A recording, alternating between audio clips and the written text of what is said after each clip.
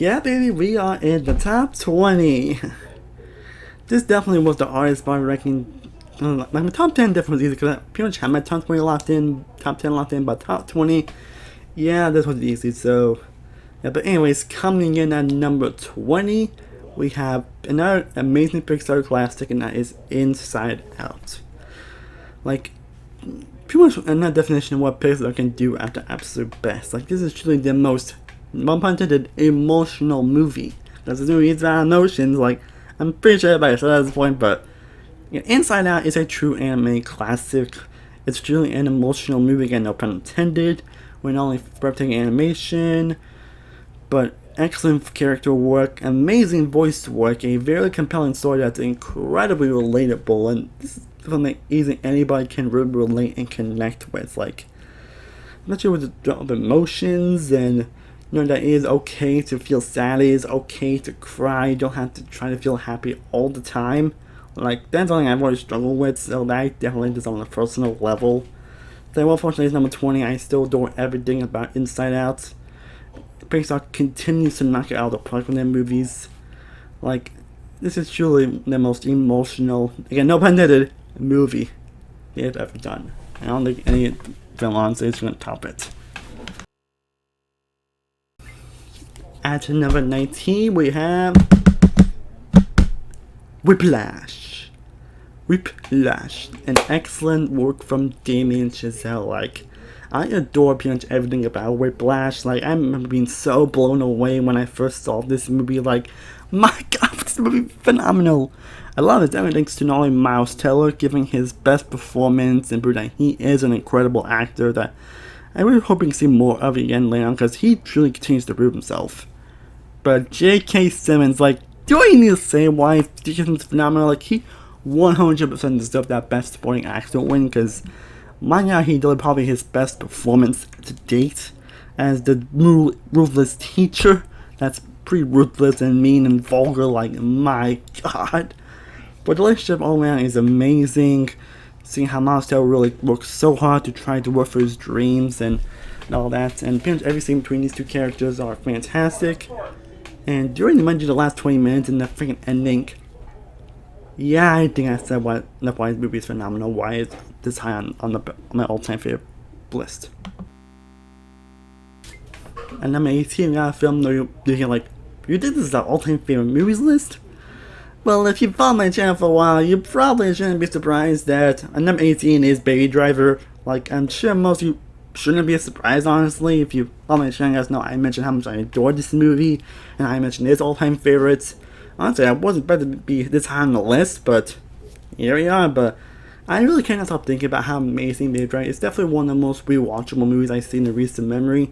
It's one film I always love rewatching, coming back to.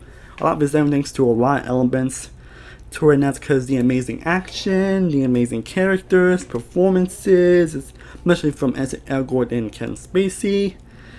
And you got a phenomenal soundtrack where it really uses music to move the plot in the best way possible. And then you got some best editing, effort put to screen, a very emotional culture story. Like, Edgar Wright continues to prove himself to be a phenomenal director. And personally, this is definitely my favorite of his, honestly. And I don't know why it's getting a sequel, but honestly, as long as Edgar Wright's involved, I'm all for it. But yeah, Baby Driver, still phenomenal. I did do a top 10 best moments list on this movie if you haven't checked it out, but yeah, Baby Driver, still phenomenal. At number 17, we have my personal favorite Pixar movie, The Incredibles.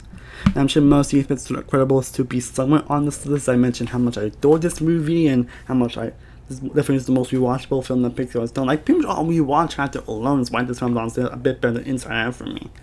Because one, Inside Out definitely is the most emotional movie. Incredibles is definitely the most rewatchable Pixar movie. Like, I watched this film so many times growing up, and I still love revisiting this film to this day. I also don't know why it took 14 years to finally get a sequel, but yeah, I still love The Incredibles. I don't think I think I mentioned why I love this movie so many times on this channel. I mean, the amazing animation, the incredible story, the excellent family dynamic that makes you want to love and appreciate your family, the great action, great intensity, one of the best villains, probably the best animated villain ever. Like, I don't think I need to say anyone has already been said of I'm sure I mentioned how much I love this movie many times before, but The Incredibles, of course, is going to be on this list. And definitely a bit higher than I expected, but still an amazing film. At number 16, we have Martin Scorsese says yes. Goodfellas. Another classic Mafia movie that's probably my favorite. I don't even know why I'm talking like this, but yeah, this is definitely the best film that Scorsese has done. This is truly a classic movie with Robert De Niro, Joe Pesci, and we're also giving phenomenal and creative performances.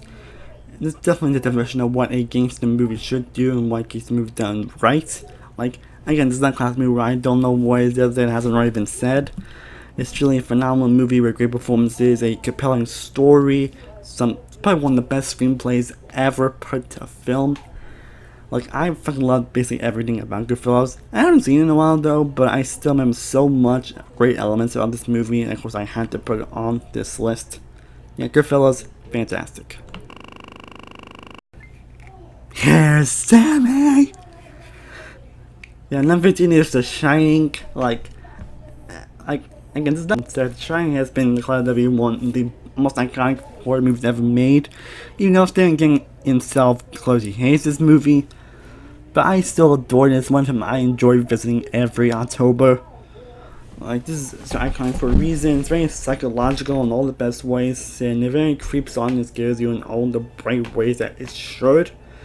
Jack Nicholson pretty much gives a phenomenal performance, and Stephen Chow to roll here.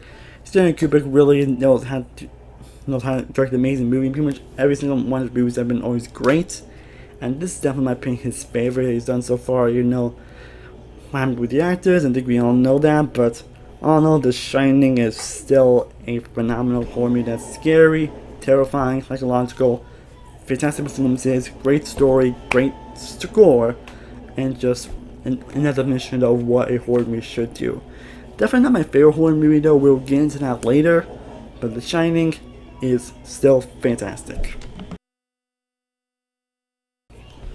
At number 14, we got the classic 1980s teen movie, and pretty much what a teen movie should be, The Breakfast Club. Yeah, I'm sure most of you expected this movie to be on this list, only considering how much I mentioned I love coming age movies, and this film is definitely a pure example of a coming age / teen movie done perfectly. Like, this is another classic movie with a simple story, but still is very relatable and personal in all the same ways, where we see white kids that are kind of like stereotypes of high school, but in fact they may have more in common than you realize.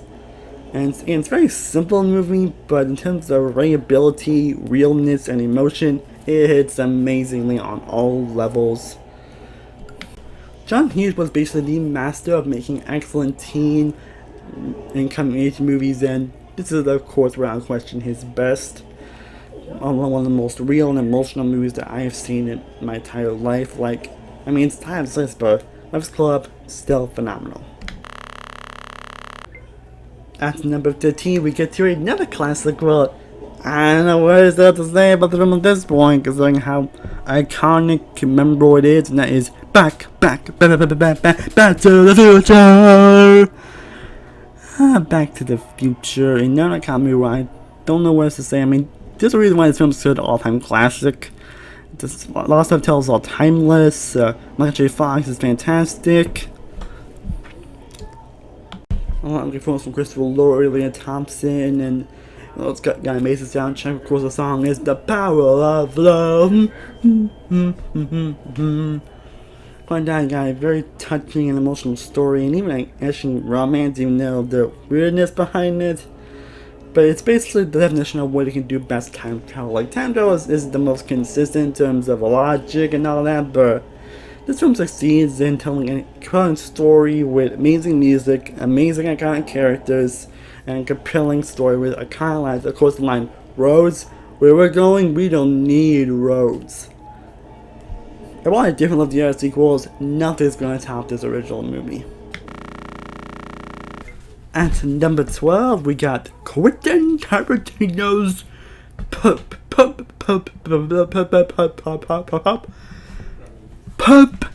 Fiction. So I said that, but yeah, Pulp Fiction, another iconic movie that's truly fantastic in every sense of the word.